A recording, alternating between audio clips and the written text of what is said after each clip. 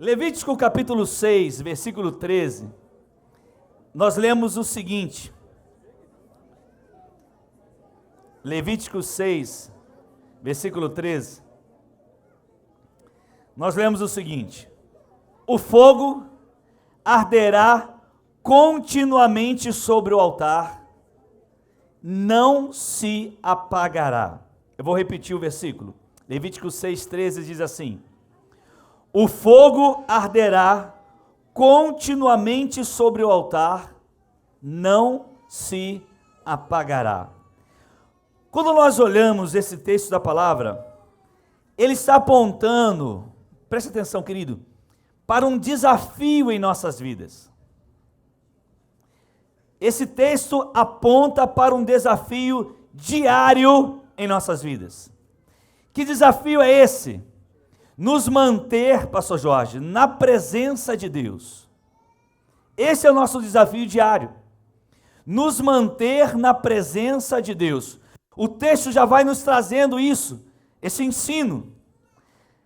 Era a função, então, dos sacerdotes manter a chama acesa do altar diariamente. Eles precisavam fazer aquela renovação diária. Não poderia ser semanal, não poderia ser mensal, teria que ser diário. Efésios, capítulo 4, versículos 22 a 24, diz assim, nós vamos ler alguns textos da palavra hoje. Efésios 4, 22 a 24, diz assim: quanto à antiga maneira de viver, Efésios 4, a partir do versículo 22. Quanto à antiga maneira de viver, vocês foram ensinados a despir-se do velho homem. Olha só como é que acontece com esse velho homem, que se corrompe por desejos enganosos. E o texto continua: a serem então renovados no modo de pensar, e a revestir-se do novo homem, criado para quê? Criado para ser semelhante a quem? A Deus, em justiça e em santidade, proveniente de quê? Da verdade. Perceba que o texto, Paulo está falando da necessidade que temos de uma renovação, e uma renovação diária. Eu não vou tratar, na próxima mensagem a gente vai conversar sobre renovação diária, mas é para que apontemos para isso, que o tempo de renovação não é baseado em eventos, mas é um momento que acontece hoje, amanhã, depois da manhã, todos os dias. Vejamos Romanos, capítulo 12, versículo 2. Romanos, capítulo 12, versículo 2. Olha o que esse texto diz: não se amoldem ao padrão deste mundo, mas transformem-se pela renovação da sua mente. Para quê? Para que sejam capazes de experimentar e comprovar a boa, agradável e que? Perfeita vontade de Deus. O que é renovar, queridos? Renovar é transformar em algo novo. Eu vou pegar isso aqui e vou renovar esse local, vou renovar esse objeto, então eu vou trabalhar nele para transformá-lo em algo novo. É fazer com que este algo fique melhor, ou fique como novo. Renovar também é revigorar. Renovar também é progredir. Portanto, é tempo de você renovar. É tempo de você progredir. E aí a gente poderia pensar, vamos pensar um pouco aqui, por que é necessário uma renovação? Ora, por que é necessário uma renovação? Baseado em Romanos capítulo 12, versículo 2, eu quero apontar para você três coisas, pelas quais nos ensina sobre essa renovação. Primeiro, porque nossa mente foi formada pelos conceitos de um mundo sem Cristo E ele, o mundo, deseja que continuemos no mesmo padrão. Vamos lá. Por que precisamos de uma renovação, Pamela? Por quê? Porque nossa mente foi formada pelos conceitos de um mundo sem Cristo. E esse mundo, ele deseja que continuemos da mesma forma. E aí vamos pensar um pouquinho. Nós estamos falando de conceitos do mundo. Qual é o padrão do mundo? Nós vamos encontrar isso em 1 João capítulo 2. Vamos lá em 1 João capítulo 2. Abra sua Bíblia aí. 1 João capítulo 2, versículos 15 a 17. Olha só qual é o padrão do mundo. Então, por que precisamos de uma renovação? Porque nós viemos a este mundo. Este mundo tem conceitos. Este mundo tem um padrão. Esse mundo não tem Cristo. Então, quando chegamos em Cristo, nós viemos com essa formação na nossa mente do padrão do mundo. E agora, esse mundo quer que continuemos o mesmo padrão, mas não é isso que a Bíblia nos ensina. Qual é o padrão do mundo? Olha só o que o texto vai dizer. Não amem o quê? O mundo. Vamos ler juntos, vamos lá. Não amem o mundo, nem o que nele há. Se alguém amar o mundo, o amor do Pai não está nele. Vamos lá. Não amem o mundo, nem o que nele há.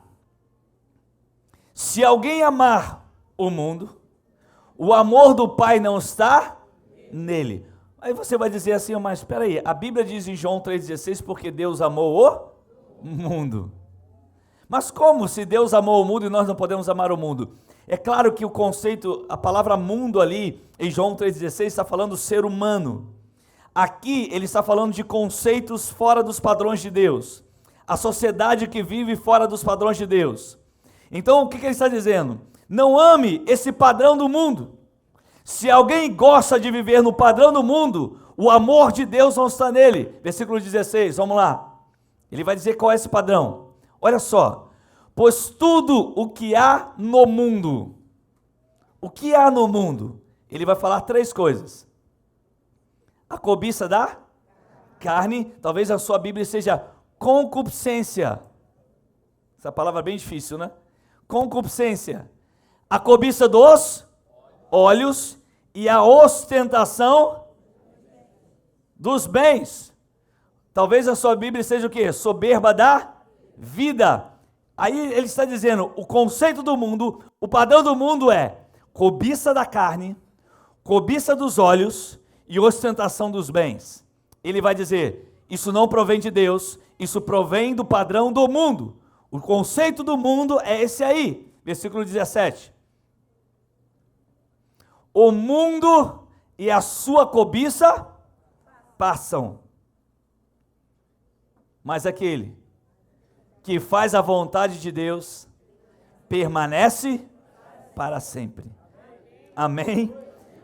Então esse mundo é uma sociedade onde seus conceitos vivem longe dos princípios de Deus. É um sistema pecaminoso, onde esse sistema tem um governo. Esse sistema do mundo, esse padrão do mundo tem um governo. E esse padrão do mundo é governado por Satanás.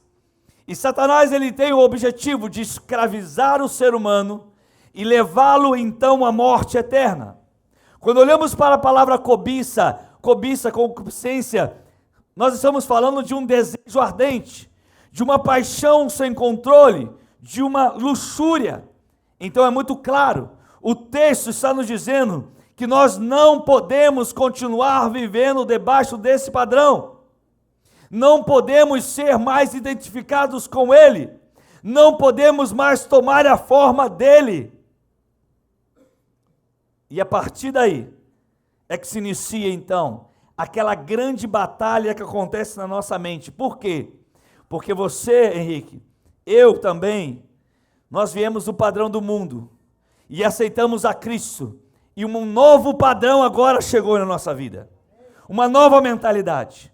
Porém, esse padrão do mundo, ele continua ainda nos influenciando. Por quê? Porque fomos formados nele. a concupiscência da carne, ou seja, o desejo da carne, a cobiça dos olhos e a ostentação da vida, a soberba da vida, ainda continua em nós. Agora uma nova mentalidade chegou. Agora vai se começar uma batalha. É por isso que você fica naquela guerra na sua mente. Por quê? Porque existem dois conceitos vindo sobre você. Segundo, por que precisamos de uma renovação? Ora, porque estamos em um processo de transformação. Porque precisamos passar por esse processo, estamos nele. O que a Bíblia diz lá em Romanos 12, 2? Coloca o texto lá, por favor. Coloca o texto lá, por gentileza. E não vos conformeis com este mundo, vocês não tomem a forma deste mundo, não vivam como este mundo. Mas ele vai dizer assim, Romanos 12, 2, mas transformai-vos, Romanos 12, 2, mas transformai-vos. Essa palavra transformação no grego, olha que interessante, queridos, eu fui pesquisar no grego, ela é metamorfo. Você já viu metamorfose? Então vem daí, metamorfo. Como que se forma essa palavra? Olha só, no grego. Essa palavra transformas. Não é transformas não, tá? É a união da palavra meta com morfo. O que é meta no grego? É mudar depois de estar com. Então vamos lá. Palavra transformação ali, ele vai dizer, não sigam o padrão do mundo. Vocês vieram desse conceito. Mas agora vocês vão ser transformados. Bom, aí todo mundo pensa que é assim, ó. É um passe de mágica. Vai acontecer assim. Não. Presta atenção. Essa palavra no grego, que foi traduzida como transformação, e é transformação mesmo, mas ela é a união de duas palavras, meta. Meta no grego é mudar depois de estar com. Vou repetir. Mudar depois de estar com. E a palavra morfo é mudar de forma, de acordo com a realidade interior. Então olha só, quando você vê essa palavra transformação, não é aquele assim, chegou, passa, mudou, não. Existe um processo nisso. Primeiro, metamorfo, ou seja, meta, mudar depois de estar com. No nosso caso, com quem? Com Cristo. Então, o processo de transformação começa de uma experiência pessoal que você tem com Jesus. Não é uma experiência de você ficar só frequentando a igreja. Frequentar a igreja é uma consequência. Você pode estar aqui na igreja, você pode estar na sua casa, você pode estar onde você quiser. Começa a transformação a partir do momento que você tem uma experiência real com Jesus. Eu fiz um teste lá no Projeto Herança essa semana e entrei na sala com as crianças, só com os meninos e fui fazer uma dinâmica com eles. E lá, eu sei que no meio da dinâmica a gente começou a conversar sobre Deus, que a gente sempre vai falar sobre Deus no final de tudo. E perguntei, como é que a gente chega a Deus? Aí, indo para a igreja, orando. Nenhuma das crianças, nenhuma delas falou Jesus. Algumas são frequentadoras de igreja, têm seus pais crentes. Nenhuma delas respondeu Jesus. Você percebe que até no meio da igreja está se anulando a pessoa de Jesus? Se ele é o caminho para chegar a Deus, como que eu posso ensinar outra coisa? Às vezes nossos filhos estão sendo treinados a irem para a igreja, irem para uma rede, irem para uma célula, frequentar um culto, mas não sabem que precisam ter um relacionamento com Jesus.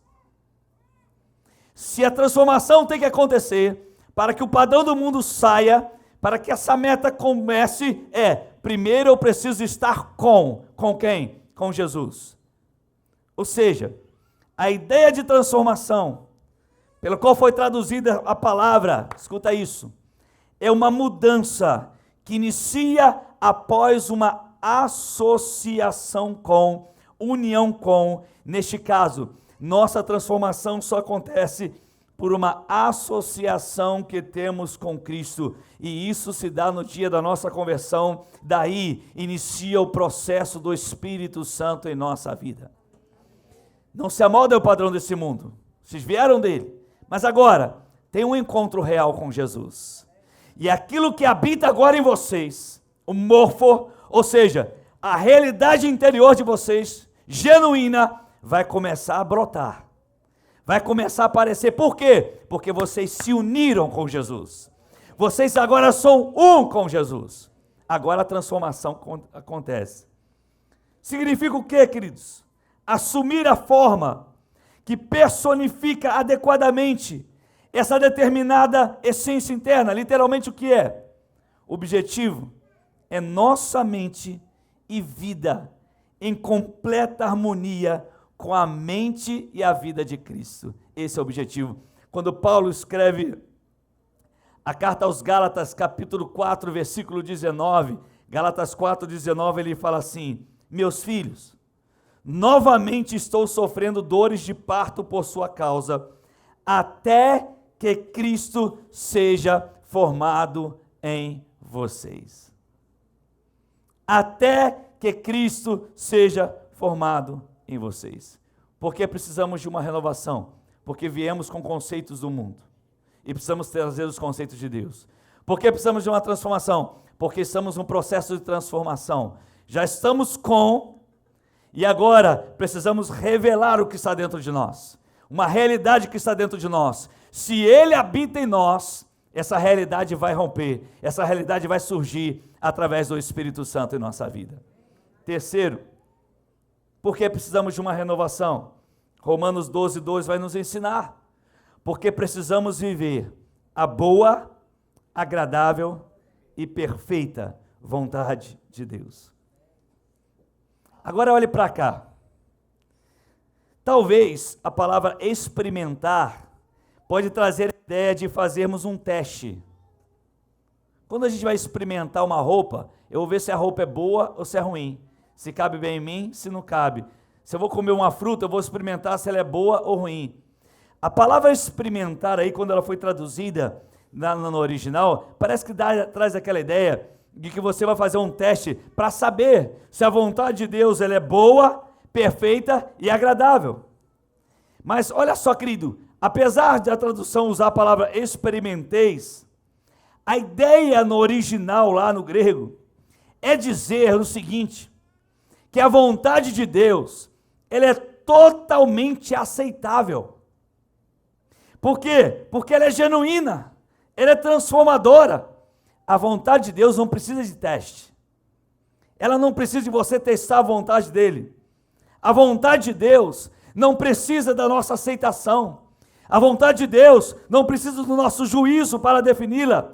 Ela é plena em sua essência. Você quer conhecer a vontade de Deus? Metamorfa. Deixa Jesus reinar no seu coração. Deixa essa realidade interior brotar em você. Através do Espírito Santo. É uma transformação. Aí você vai saber que a vontade de Deus é boa, perfeita e agradável. Ou é boa, agradável e perfeita. Do qual você não vai experimentar. Você vai saber que ela é plena em sua essência. O texto de Romanos 12, 2 fala dessa renovação da mente, dessa mudança de coração e vida. Paulo, ele fala aos Coríntios, olha só que interessante, 1 Coríntios capítulo 2, versículo 16, ele faz uma pergunta, ele diz assim: quem conheceu a mente do Senhor, para que possa instruí-lo? Nós, porém, temos o quê? O que nós temos, queridos? Fala assim, eu tenho. O quê? O que você tem? Aleluia. Aleluia. O que significa ter a mente de Cristo? Aí você vai perguntar, mas o que é ter a mente de Cristo? porque esse é o nosso alvo. Significa a capacidade de você discernir e compreender as coisas de Deus. É a capacidade de você discernir e compreender as coisas de Deus. E de onde vem isso? Isso provém da ação do Espírito Santo em nós. Aí vem a pergunta, vou te fazer uma perguntinha aqui. Quanto tempo temos investido na intimidade com o Espírito Santo? Você vem para a igreja aqui, quer receber uma palavra que me cura, que me liberta, que me sara. Você é igual o Naamã. Você quer que o profeta ponha a mão na sua cabeça e resolva todos os seus problemas. Tá, a maioria de gente que está assistindo no Facebook ou vai assistir, está assistindo agora, está vivendo isso. Síndrome de Naamã. Quer que o profeta ponha a mão na cabeça e resolva todos os seus problemas. Porém, não estão dispostos a orar, beber da água da vida, que é buscar na palavra. Não investe mais seu tempo. Nós fomos roubados. Roubados! Nós temos roubado o tempo com o Senhor.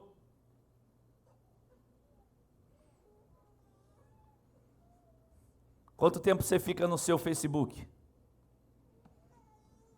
Quanto tempo você fica no seu WhatsApp? Já se tem índices de pessoas que ficam 8 horas por dia. Já se tem clínicas de recuperação para pessoas viciadas em redes sociais. Tá rindo? É verdade. Já se tem clínicas de recuperação para pessoas que estão vivendo redes sociais e não conseguem ver. Faz um desafio, passa um dia sem olhar rede social. Quero ver. Ah, eu consigo, beleza. Mas eu quero ver como que você se sente. É diferente. Como é que é aquele processo que dá quando a pessoa larga as drogas? Abstinência. Como que você vai se comportar na sua abstinência da rede social? Quanto tempo, queridão? Sabe como que Paulo resume a que ponto chegou a sua vida? Ele resume em Gálatas capítulo 2, versículo 20. Ele alcançou a mente de Cristo. Fui crucificado com Cristo.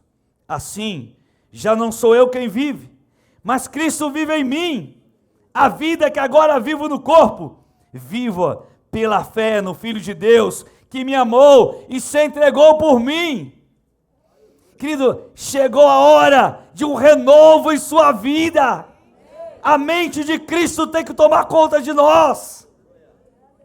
Sabe como que acontece? Vou te dar um exemplo, na prática. Você enfrenta uma crise, vamos dizer que você enfrenta uma crise hoje, um conflito terrível. Aí você vai lá ter um diálogo com o seu discipulador. Dentro de uma percepção humana, você vai contar o que está acontecendo. Aí você conta o problema, conta a luta, a guerra, a batalha. Porém, no decorrer dessa conversa, Fábio, no momento que você está conversando ali, o Espírito Santo traz à sua mente uma palavra. Ele traz a palavra. Talvez ele traga uma visão. Talvez uma iluminação que já tinha dado a você anteriormente. Mas você não se atentou para essa visão. Não se atentou para aquilo que o Espírito estava falando. Aí o que acontece naquele momento? Escuta isso, porque é assim que funciona no discipulado. Você sai da percepção humana, Delmo. E agora você entrou na percepção espiritual, porque você está numa crise na sua família. Todo tipo de caos está aqui. Mas no meio da conversa, o Espírito, se é guiado pelo Espírito, vai te levar a uma percepção espiritual, através da palavra dele, de uma visão, de uma iluminação, de uma revelação, e aí você vai sair desse campo aqui do mundo físico e vai entrar no mundo espiritual. E a partir desse momento, você vai começar a usar as armas espirituais para superar esse conflito. Ou seja, É aí que você vai experimentar a boa, agradável e perfeita vontade de Deus. Porque é assim que funciona. Para quem tem visão espiritual, você chega para o pastor, senta lá, eu vou contar meus problemas. Estou numa crise assim, assado, e não sei o que. Pastor, o que eu faço? Aí você quer que eu te dê receita do bolo para você começar a resolucionar todos os seus problemas na vida, quando você não tem percepção espiritual de nada. Você não ora, você não lê Bíblia, e você quer que um profeta chegue para você e diga, está aqui a receita do bolo, soluciona seu problema. Mas você não está afim de orar, de não ler a Bíblia, não vai ter a mente de Cristo, não vai discernir as coisas de Deus. Mas quando você, mesmo na crise, mesmo no conflito, consegue discernir o que o Espírito está te revelando, aí você começa a usar as suas armas espirituais. Segundo aos Coríntios capítulo 10, versículos 4 e 5, as armas com as quais lutamos não são humanas. Ei, meu irmão, bota aí, 2 Coríntios, vamos lá. 2 Coríntios 10, 4 e 5. É tempo de quê?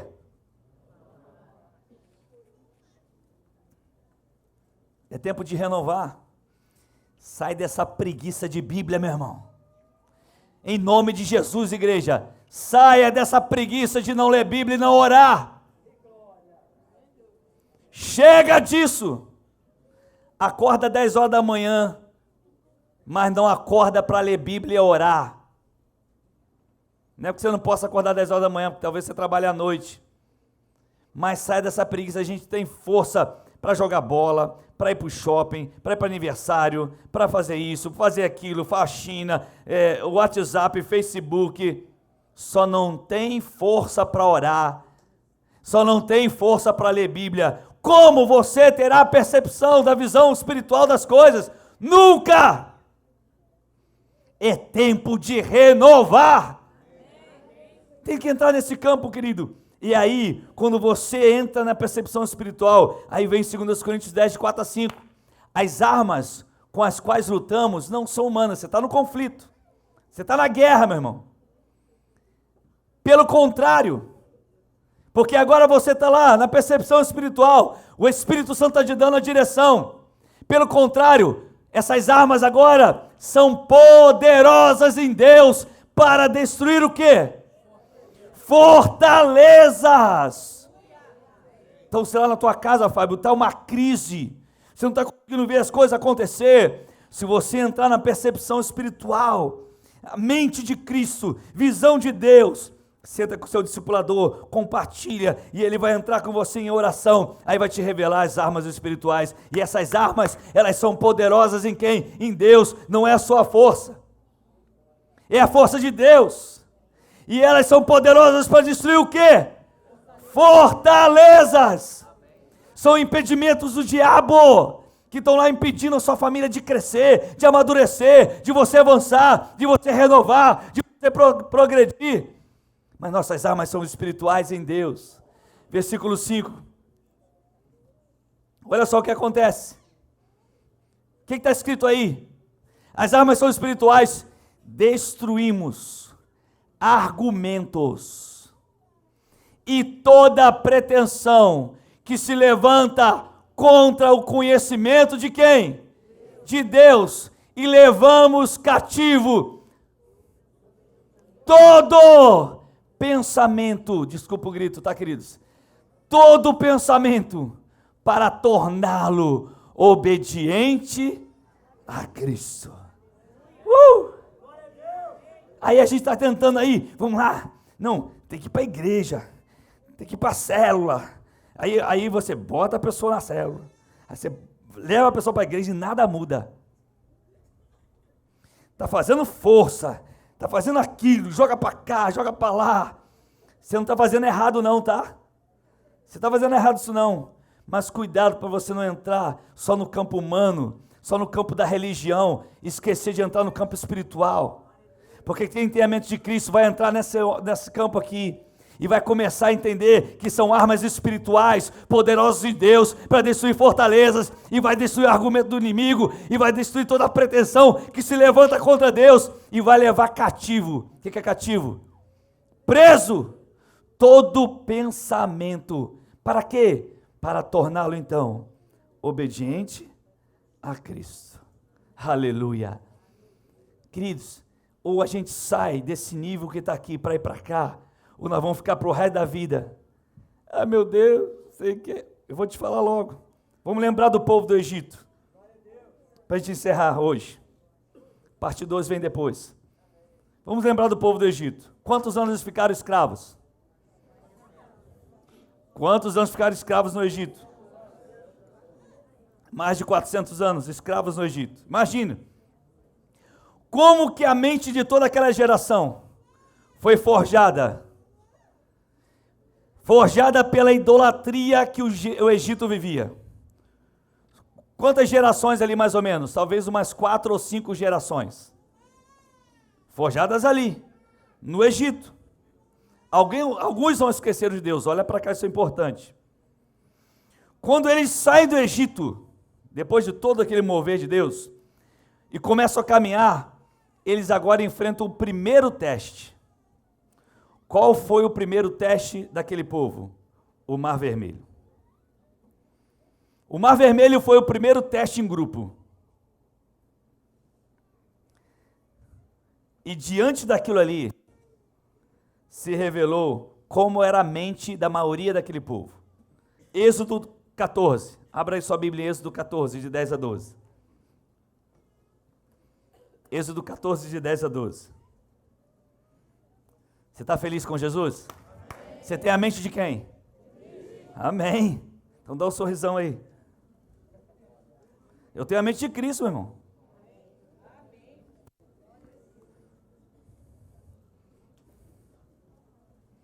Êxodo 14, 10 a 12.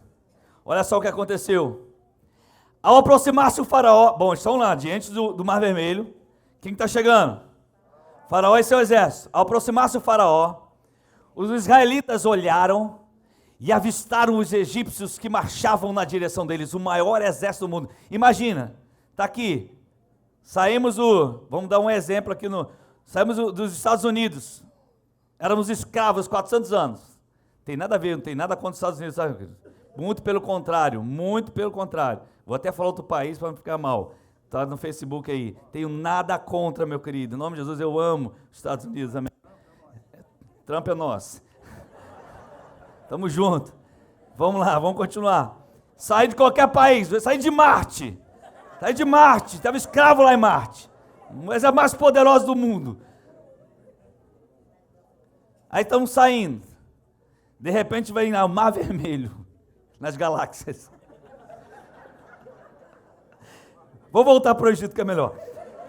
Estou diante do Mar Vermelho. E aí vem aquele exército poderoso. Não sei para onde eu fui parar com isso. Vem aquele exército poderoso. E olha o que aconteceu. Eles primeiro ficaram aterrorizados. Meu Deus, aquele povo viu tanta coisa, querido. Ficaram aterrorizados e clamaram ao Senhor, ainda bem, né? Alguns clamaram, vamos lá, versículo 11. Disseram a quem? Vai tudo para o líder, querido. Tudo para o líder. O som, já olha todo mundo para mim. É engraçado. Deu o microfone, está todo mundo olhando para mim. E eu vou fazer o quê? A planta caiu, já olha para o pastor. Disseram a Moisés, olha o que eles falaram, queridos. Foi por falta de túmulos no Egito que você nos trouxe para morrermos no deserto? Irmãos, dá vontade de entrar na unção de Neemias. A Bíblia diz que Neemias pegou aquele túmulo pelos cabelos e deu uma surra. Olha só o que eles falaram, o que você fez conosco, tirando-nos de lá. Já não lhe tínhamos dito no Egito. Olha só o que eles falaram, eles estão repetindo. Eu já tinha falado isso para você, Moisés, já tínhamos falado isso. Deixa-nos em paz. Nós queremos ser escravos dos egípcios. Meu Deus! Olha o que eles vão dizer. Antes, ou seja, é melhor ser escravo dos egípcios do que morrer no deserto. Misericórdia. Que tipo de mente é essa, querido? Eu vou citar só 3. Primeiro, uma mente conformista. As coisas são assim mesmo. A nossa terra é assim mesmo. O Brasil é assim mesmo. Minha família é assim mesmo. Eu sou assim mesmo. Aceitar as coisas como estão. Por quê? Porque já nos conformamos que as coisas são assim mesmo. Não tem jeito não. É assim mesmo. Moisés estava dizendo assim, Moisés, para que mudar? A vida é assim mesmo. É melhor como está. É melhor ser escravo mesmo.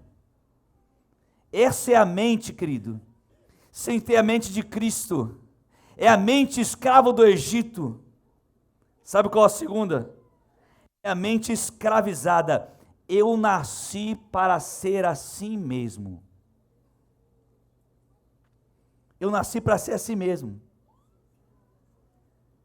Eu não sei falar, eu não sei me relacionar, eu não sei conversar, eu não sou bom em matemática, eu não sou bom em português, eu não sei liderar, eu não sei fazer isso, eu não sei fazer aquilo. Mente escravizada. Eu nasci para ser desse jeito.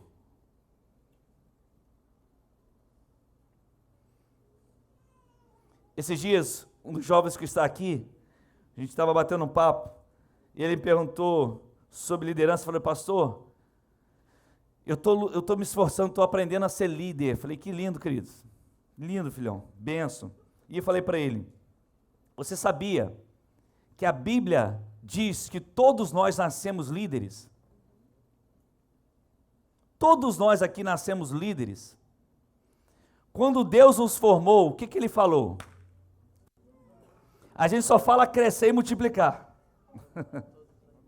A gente só lembra disso. Deus falou crescer e multiplicar-vos. A gente só lembra disso, mas o que ele falou antes? Domine sobre tudo. Deus já te formou um líder. Deus já te criou líder. O pecado, ele desfigurou isso. Alguns nascem como líderes, sim, por talento. Outros vão alcançar isso buscando capacitação. Então essa mente, primeiro conformista, minha casa é assim mesmo. Mente escravizada, eu nasci para ser assim mesmo. Meu jeito é assim mesmo, eu não mudo. Terceiro, mente de um rejeitado. Sabe o que é a mente de um rejeitado? Eu não tenho ninguém que se importe comigo. Ninguém está interessado. Eu não tenho ninguém que me ame, que se preocupe. Eu não tenho ninguém que faça sem interesse egoísta, meu irmão. Isso é uma mente de um rejeitado. Aquele povo estava dizendo assim, eu prefiro estar no Egito. Eu quero ser escravo. E no final, sabe o que estavam dizendo? Deus não se importa comigo. Depois de Deus ter feito 10 milagres extraordinários, que o mundo nunca mais assistiu na história, eles estavam dizendo, Deus não se importa comigo. Deus os tirou do Egito para morrer no deserto. Que Deus mau é esse?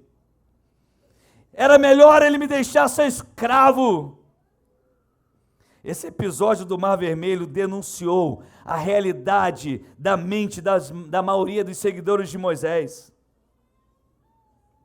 O novo, querido, para o escravo do Egito é impensável, é inatingível, não muda nunca. E sabe que uma coisa? Ei, algumas vezes Deus nos permite passar por um mar vermelho. Passar não, ficar diante dele. Sabia disso? Talvez você esteja diante de um mar vermelho hoje. De um lado parece impossível, do outro pior ainda.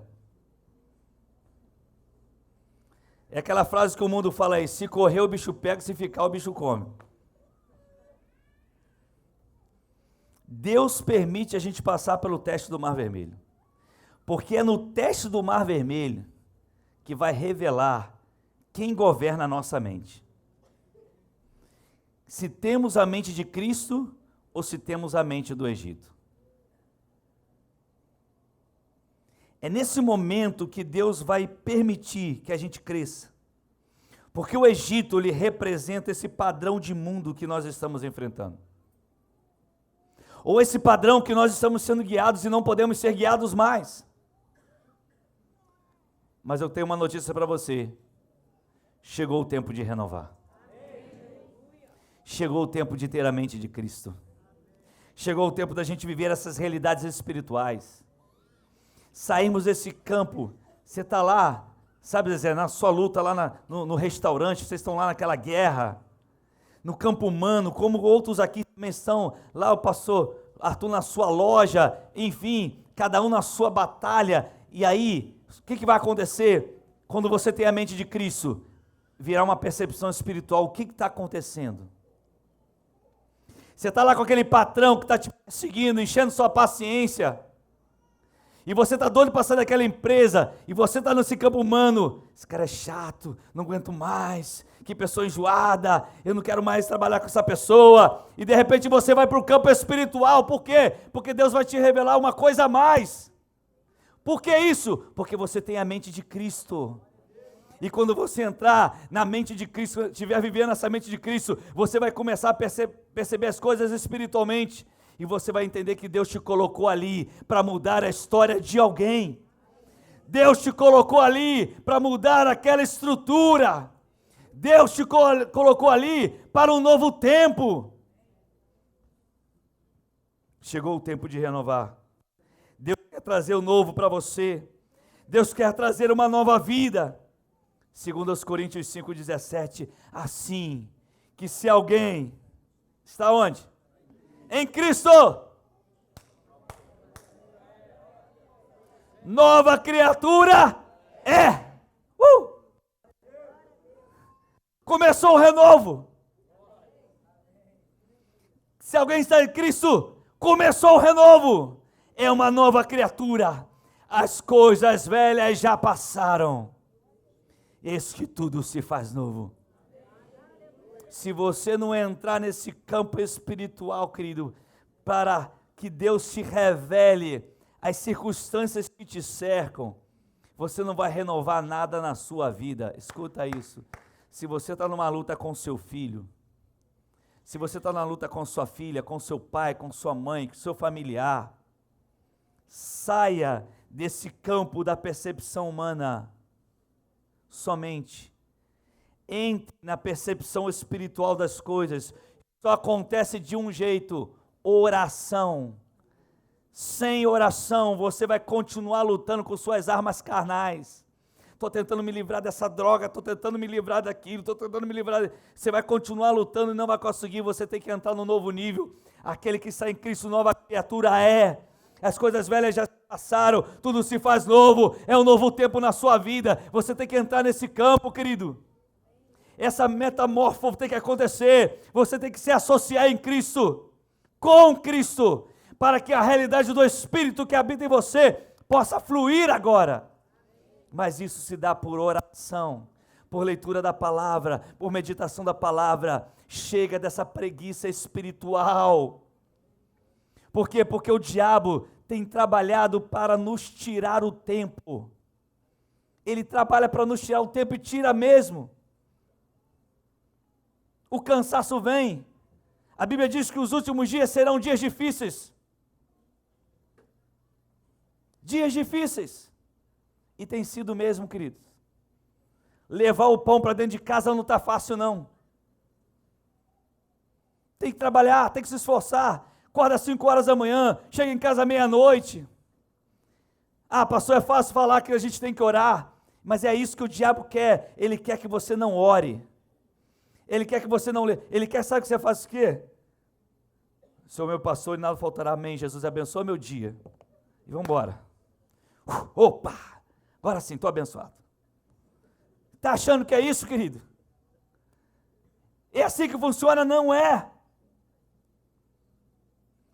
Ou entramos na percepção espiritual das coisas, ou vamos ficar limitados a essa percepção humana, a gente não vai conseguir alcançar. Mas chegou o tempo de um renovo. Chegou o tempo que o Espírito Santo de Deus está abrindo nossos olhos. Olha a palavra que você recebeu domingo passado. Pense sobre isso.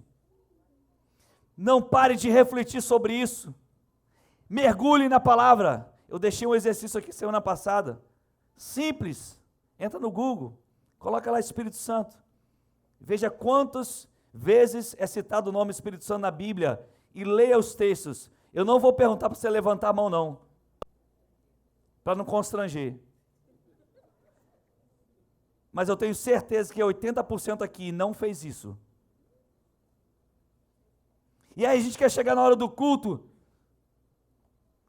Essa igreja parece um cemitério. É claro, tem uma sepultura aí. O que você quer? Porque cemitério é lugar de sepultura. Agora, quando tem vida, não tem cemitério. Tem vida. Como tem vida? Deus. Deus.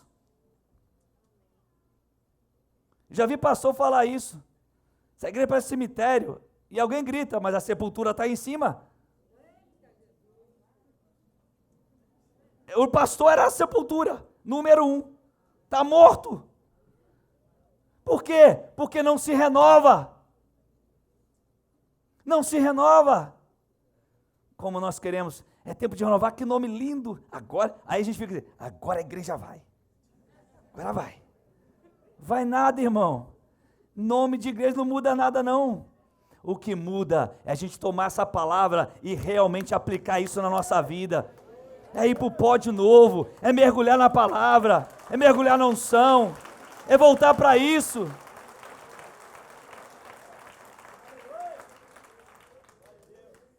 Aí vai eu vou na igreja A, vou na igreja B, ali é mais animadinho, ali é mais animadinho, ali tem mais jovem. Querido, não se iluda, não se iluda.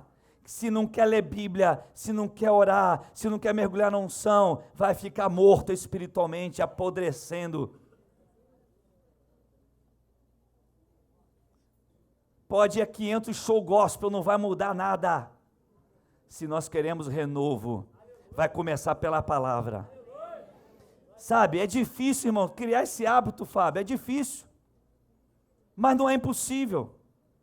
É acordar, que você acorda, que horas para trabalhar? 5:30 da manhã, glória a Deus.